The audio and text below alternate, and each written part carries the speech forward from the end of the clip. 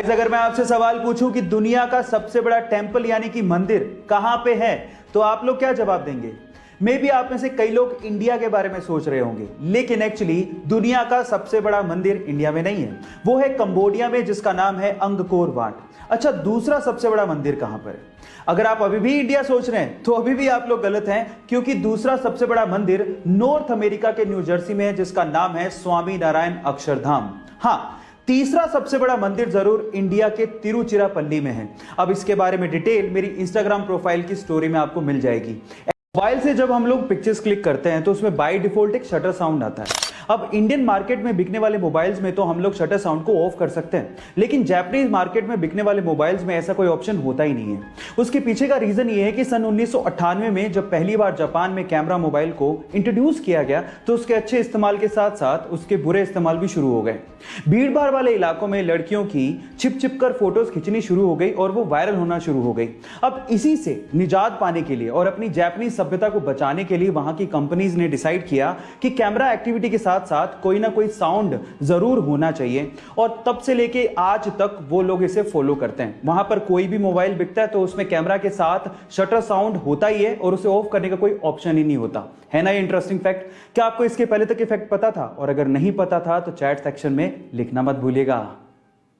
Guys, अगर मैं आपसे सवाल पूछूं कि दुनिया का सबसे महंगा पनीर कौन से एनिमल के मिल्क से बनाया जाता है, तो आप लोग क्या जवाब देंगे?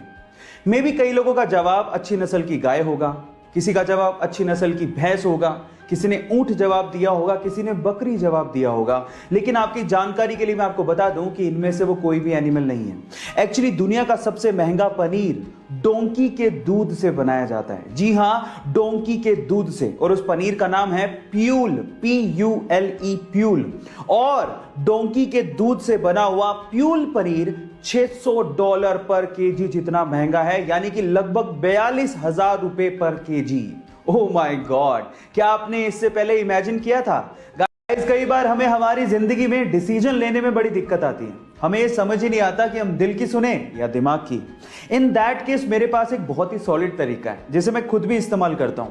अगर आपको डिसीजन लेने में दिक्कत आए तो आप एक काम करिए, आप सिक्के को हवा में उछालिए।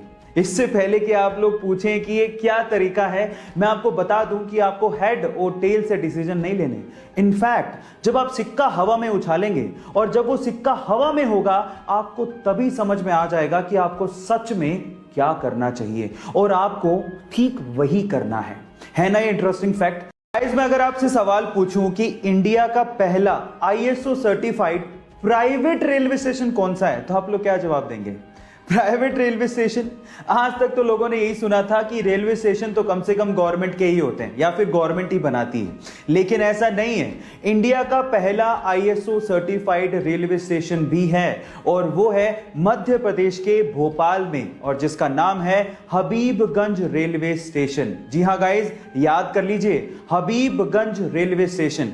क्या पता बिग बी के साथ आप हॉट सीट पे बैठे हों और यही सवाल वो आपसे पूछ लें।